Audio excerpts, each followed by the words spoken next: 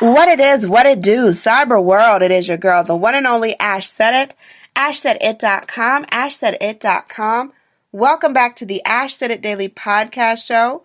We appreciate you guys for all your love, all your support. It makes a huge, huge difference. 500,000 streams worldwide and growing.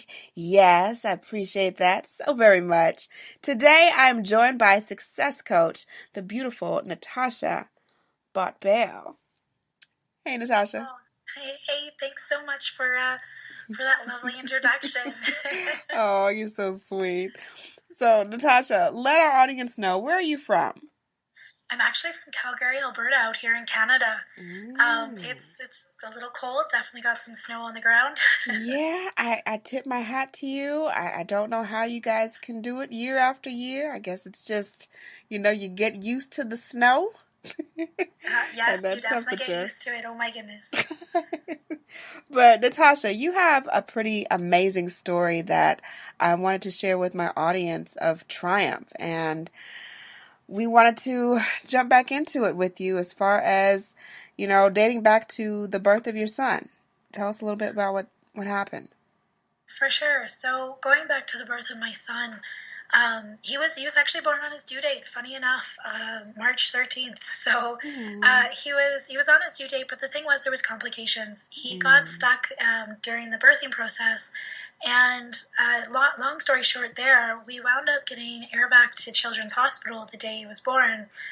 He was having seizures and hemorrhaging and everything like that, and so the grim reality of it was during his birth, they almost lost both mom and baby, so myself and my son.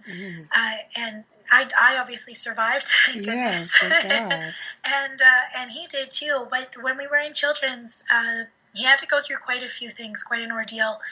And when we were about to bring him back to our hometown here when we lived in Kelowna, the doctors gave us this really grim reality of what our life would look like. And they said to us at that time that my son would be a vegetable. They said, your son's going to be a vegetable. He's going to have, and they use this term, he's going to have a chicken arm, which for those that don't know is like when your arm is bent inwards and you have troubles moving them. So they said to us that, he's not going to be able to live a normal life. He's going to, probably not walk, and chances of him talking are very low based on the MRI and everything that we see here. And for us, that was a horrible day. But one thing that we did that I think was, a turning point for us, like a key success for where we are today, is we refused to accept that reality that was being put upon us. We refused to accept the fact that what the doctor was saying to us was the end-all be-all, was that there was no hope or anything like that. We refused that. We decided instead to look at it and have hope and find other solutions that met where we wanted to be in our life and where where our expectations were for our little family. And I think that was the turning point for us, is when we did that. Yes. Now, as you're going through that time and, doctors I know that they're there to give us the facts, to give us the stats about things, but sometimes that's a harsh reality check to get. For you, thinking back to that time and that period, what helped you pull through and really believe in a bigger cause other than what these doctors were telling you?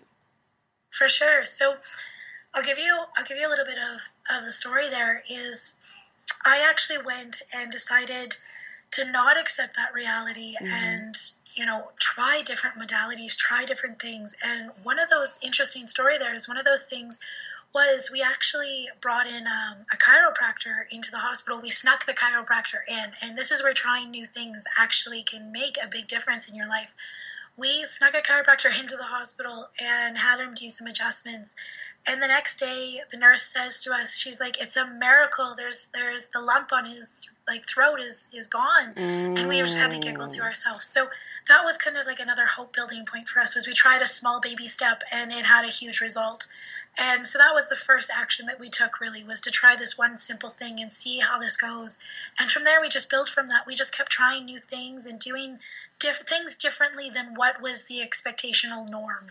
And, today, just to catch everyone up, he's in grade 2. He's in public school. You wouldn't know anything is wrong with him. He acts and talks and everything like a normal 2-year-old boy, with the exception that he does have a stutter and he has minor cerebral palsy. So, he probably won't be in the NHL or anything, but you never know. Yeah, anything is possible. Yeah, so it's the baby steps that I think really helped with taking that action.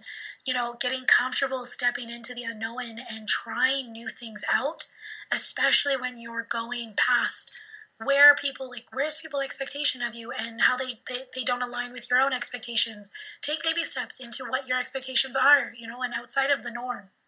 And what I love most about you is that you took that step as an advocate for your child. This is your baby, and they're telling you this crazy stuff. And the truth be told, they don't know everything. At the same token, for you to be the advocate for your child and say, no, this is not going to be your reality. I don't believe it. I believe in bigger things for you. That just warms my heart. It reminds me of my mom a lot. A little known fact about me, doctors told my mom that she was never going to get pregnant.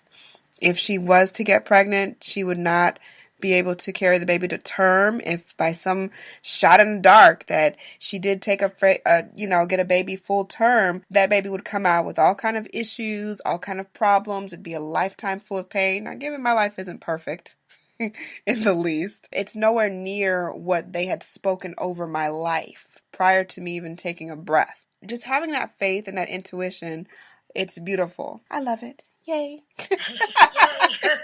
And it's so true. We can co-create our realities. If those around us have the determination to go with us and walk the journey and hold our hands, and if we have that situation where we have to hold somebody else's hand and help them, get through their stuff, that's where the real success comes from. Yes.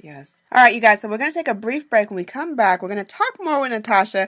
We'll be right back. Did you know that some foods can cause weight gain, body aches, and extreme fatigue? These are just some of the symptoms of food intolerance. Well, what is food intolerance? Food intolerance can occur when the body cannot properly digest certain foods. This can result in acid reflux, migraines, and so many other painful issues. How do you find out what foods are causing this irritation? It's easy. Pinner test. With 500,000 satisfied clients worldwide, Pinner test is the #1 way of identifying foods that may be causing discomfort. This simple at-home kit is easy to use with results usually within 2 weeks via email. It's that simple, all right? What are you waiting for? Go visit pinnertest.com and use my special promo code AshSaidIt for your discount today. Welcome back to the Ash Said It Daily podcast show. We appreciate you guys for your love, your support. Today we're talking to Natasha. As you're going through life's trials and tribulations, you managed to actually start a business and start coaching and helping other people. How did you find balance to do that? Oh my goodness, that's a good question. So with everything going on, like my son in therapy, he's in therapy 5 days a week, and I do have a daughter. She's 5 right now, so definitely a busy household. But to find time to create the life I want and build upon my dreams and do the thing I love to do was a priority for me.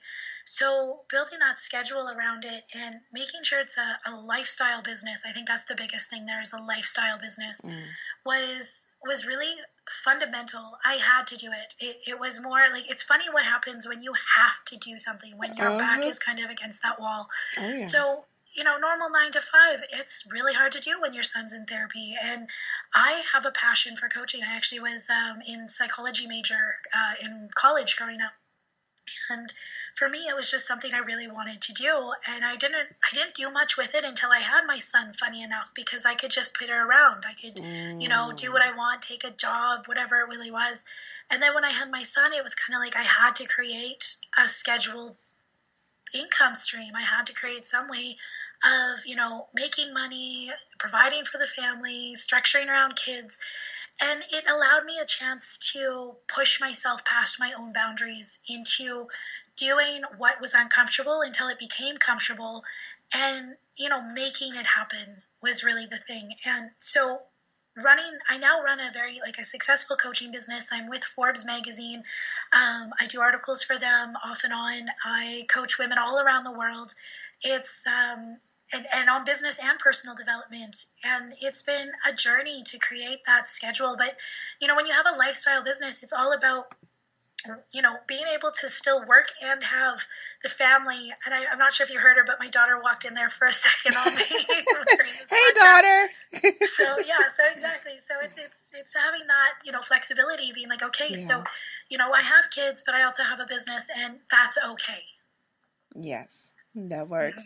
Last but certainly not least, what advice would you offer to any parent that has a child with disabilities, but they also want to build a passion? They want to actually follow their heart. I would say, definitely start with the idea of your life's not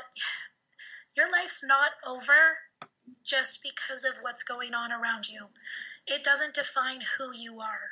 It's a part of you, but it's not the definition of you, and it's not a definition of your life anymore. Like, you don't have to live in that reality. You can choose to create something more for yourself. And it's just making that simple choice and then believing it.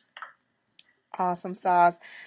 Natasha Botbijl, thank you so much for joining us today. We appreciate you so very much. Wonderful words. Thank you for sharing your story with us. Thank you. And let everyone know, Natasha, if they need to get in contact with you, hey, they may need some coaching. For sure. So I'm actually really friendly. You can find me on Facebook, actually, on Your Growth Mentor is my business page. Or, if you friend me, let me know you heard me on this podcast. I'd be happy to chat with you. That's totally my jam. I'm super easygoing and super friendly. Sounds like a plan. Appreciate that. Thanks so much, Natasha. And thank you guys for tuning into the show. We appreciate you so very much. Keep in mind, anyone to tell you that you can't do what you want to do, you look them square in the face and tell them, don't believe me, just watch. Watch what I do. Watch me make it happen. Watch me make history. That's what we're doing this for. We're doing this for the history books. Social media is nice, but real life is so much better. Until next time, you guys.